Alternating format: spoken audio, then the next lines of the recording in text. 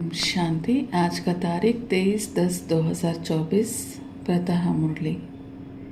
ओम शांति। मीठे बच्चे, तुम्हारी यात्रा बुद्धि की है। बाबा कहते हैं हमारी जो यात्रा है वह बुद्धि की है।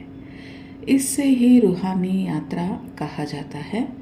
तुम अपने को आत्मा समझते हो, शरीर नहीं। शरीर समझना अर्थात उल्टा लटकना। शरीर समझना अर्थात उल्टा लटकना। देखिए, बाबा कहते हैं कि हम लोग की जो यात्रा है वो बुद्धि की यात्रा है और इसे ही रूहानी यात्रा कहा जाता है। यानी इतने दिन या इतने जन्म जो हम करते आए थे वह थे देहदारी की यात्रा। यानी भक्ति में हम देह को देखते हैं, देवताओं को देखते हैं और हम लोग एक जगह से दूसरा जगह जाते हैं। तो हम लोग आँख से देखते हैं, भक्ति करते हैं, भावना होती है। लेकिन क्या हमने सही में बुद्धि से याद किया हुआ है अपने आप को आत्मा समझ के? नहीं ना। तो ये जो सच्ची ज्ञान है अपने आप को आत्मा समझना, ये स्वयं परमात्मा अब इस संगम युग में आके देते हैं। तब जाके हमें पता चलता है कि हमको आत्मा अभिमानी ही बनना है। तभी जाके हमारे विकर्म विनाश होंगे, जब हम अपने बाप यानी निराकार ज्योति बिंदु स्वरूप परमात्मा के साथ आत्म की स्मृति से अपनी बुद्धि को जोड़ेंगे। तब जाके हमारे विकर्म विनाश होंगे और हम अपने आप को देह ही समझते आए। तो अभी इस एक जन्म में, इस संगम युग के दिव्य अलौकिक जन्म में हमें अपने आप को आत्मा समझना ही है और उस स्मृति और स्वरूप में रहना है। तभी हमारे विकर्म विनाश होंगे और सतयुग की प्राप्ति हमें मिलेगी। तो आगे आज मुरली से प्रश्न, माया के पौंप में मनुष्य को कौन सी इज्जत मिलती है? उत्तर, असुरी इज्जत। मनुष्य किसी को भी आज थोड़ा इज्जत दे, कल उसी की बेइज्जती कर देते हैं, तो गालियां दे देते हैं। माया ने सबकी बेइज्जती की है, पतित बना दिया है। बाप आए हैं तुम्हें देवी इज्जत वाले बनाने। देखिए, आज की दुनिया, हम कैसे दुनिया में रह रहे हैं। पहले तो सभी यही कहते हैं कि गिव रिस्पेक्ट, टेक रिस्पेक्ट। तो पहले सभी लोग हमसे मांगते हैं, देने वाले नहीं। सभी आजकल सभी के भूखे हैं, यानी इज्जत की भूखे हैं, शान मान की भूखे हैं। तो इसी को कहा जाता है माया का पौंप। तो पहले वो क्या करते हैं कि अगर आप इज्जत दोगे तो मैं इज्जत दूंगा, अगर आप थोड़ा भी इज्जत निकालोगे तो मैं उससे भी डबल ट्रिपल इज्जत निकालूंगा। तो किसमें क्या कोई इसमें कह सकते हैं कि हम बहुत अच्छे हैं, हम तो बहुत अच्छे इंसान हैं। जब कोई हमसे पूछता है तो हम यही कहते हैं कि हम तो बहुत अच्छे हैं।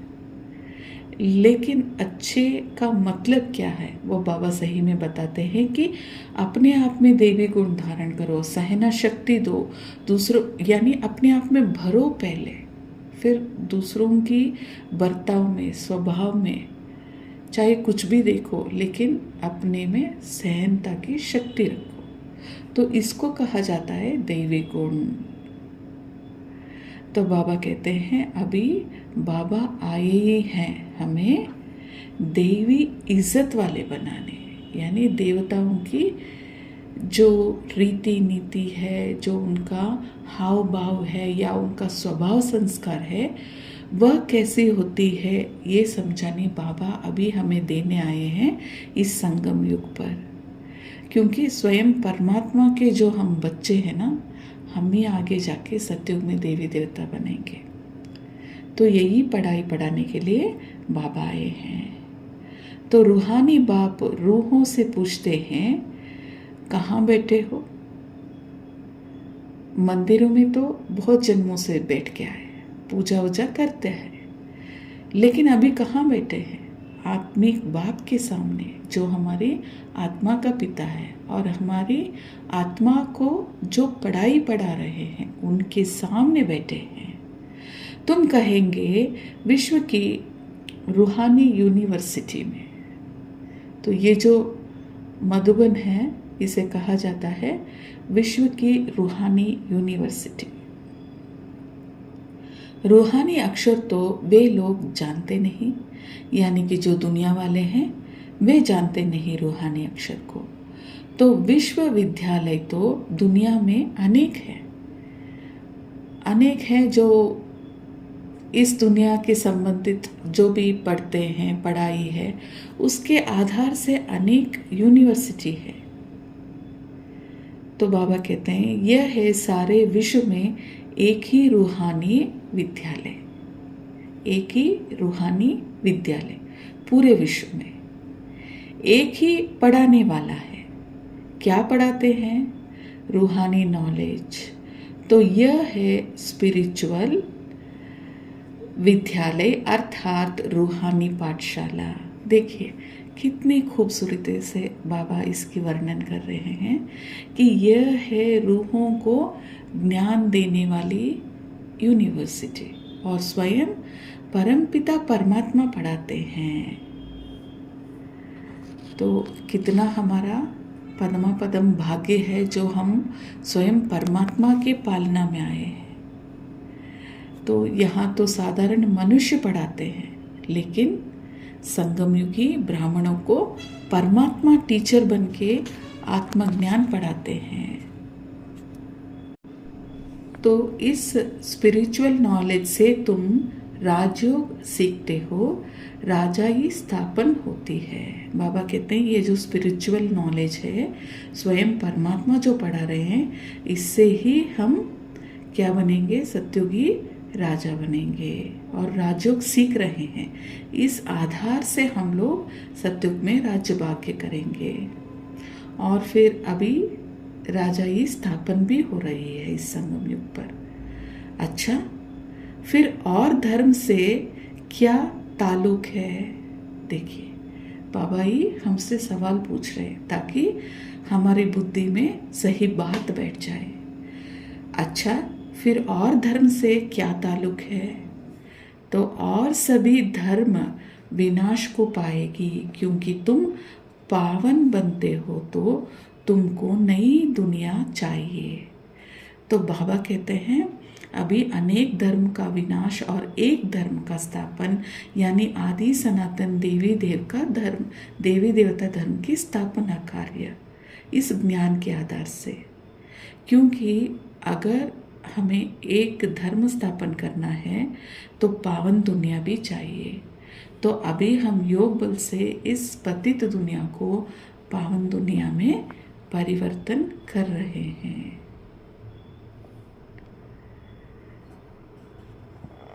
इतने सब अनेक धर्म खत्म हो जाते हैं, एक धर्म रहेगी। उसको कहा जाता है विश्व में शांति का राज्य। तो विश्व में शांति का राज्य तब होता है जब देवी देवता हैं राज्य करते हैं। और आज आगे देखते हैं कि बाबा धारणा के लिए क्या बात बता रहे हैं। तो धारणा के लिए मुख्य सार। पॉइंट नंबर 1, दर दर धक्का खाने की आदत छोड़ भगवान की पढ़ाई ध्यान से पढ़नी है। कभी एब्सेंट नहीं होना है। बाप समान टीचर भी ज़रूर बनना है, पढ़कर फिर पढ़ानी है।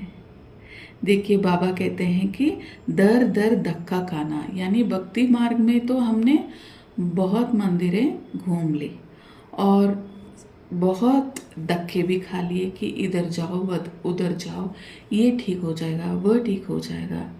तो बाबा कहते हैं अब ये जो धक्का खाना है ना, इसको बंद कर दो। तो एक यानी स्वयं परमात्मा जो पढ़ाई पढ़ा रहे हैं, इसके ऊपर पूरा पूरा ध्यान देना है, अटेंशन देना है और कभी भी पढ़ाई में एब्सेंट नहीं होना है। और बाप समान हमें ज्ञान को धारणा करनी है और दूसरों को भी पढ़ानी है। तो इस बात पे पूरा पूरा ध्यान देंगे। हम पहले तो ज्ञान को धारण करना है और फिर दूसरों को कराना भी है, यानी पढ़ानी भी है। और सत्यनारायण, अभी दूसरी पॉइंट बाबा बताते हैं कि सत्यनारायण की सच्ची कथा सुन नर से नारायण बनना है। अभी जो बाबा यानी सत्य बाप आके जो हमें नारायण बनने की जो कथा सुना रहे हैं, उसे सुन के सतयुग में हमें नारायण बनना है। ऐसा इज्जतवान स्वयं को स्वयं ही बनाना है। देखिए, यहाँ कोई आशीर्वाद या कृपा की बात नहीं। तो बाबा जो पढ़ाई पढ़ाते हैं उसे हमें बुद्धि में धारणा करनी है और अपने आत्मा को स्वच्छ बनाते हुए देवी संस्कार को भरना है, ताकि हम आत्मा नारायण की पद को सतयुग में प्राप्त कर सके। तो इसके लिए हमें खुद को मेहनत करनी पड़ेगी। तो कभी भूतों के वशीभूत हो इज्जत गंवाना नहीं है। तो बाबा कहते हैं अभी आपको ये पता चला है कि हम आत्माभिमानी होकर इस राह में हमें चलना है। तो कभी देह के वश में आएंगे तो फिर भूतों की प्रविष्टता होगी। तो इस बात की हमेशा आपको सावधानी देनी है कि हम में कोई भी भूत का प्रविष्टता ना हो, इसकी हमें परहेज रखनी है और अपनी इज्जत को गंवाने से हमें सावधानी रखनी है। और आज का वरदान है संबंध और प्राप्तियों की स्मृति द्वारा सदा खुशी में रहने वाले सहज योगी भव। और वरदान का विस्तार है, सहज योग का आधार है संबंध और प्राप्ति। बाबा कहते हैं सहज योग का आधार है संबंध और प्राप्ति, यानी सहज योग। अभी देखिए, जैसे कि हमें पता चला है कि हम आत्माएं और ये हमारे बाप हैं, यानी आत्माओं का बाबा परमपिता परमात्मा, ये हमारे फादर हैं। तो ये जो संबंध का जो प्राप्ति होता है, इससे हमें अधिकार मिलता है कि बाप और बच्चों का।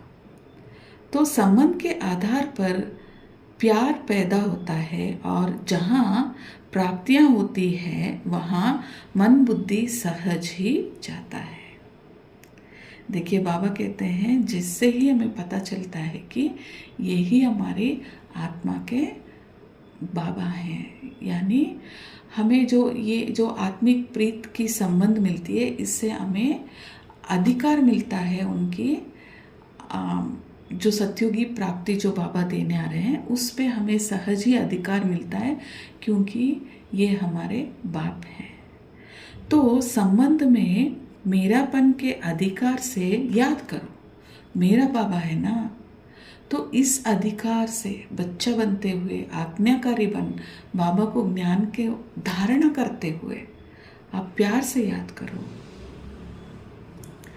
दिल से कहो मेरा बाबा, और बाप द्वारा जो शक्तियों का, दिल से कहो मेरा बाबा, और बाप द्वारा जो भी शक्तियों का, ज्ञान का, गुणों का, सुख शांति आनंद प्रेम का खजाना मिलता है, उसे स्मृति में इमर्ज करो।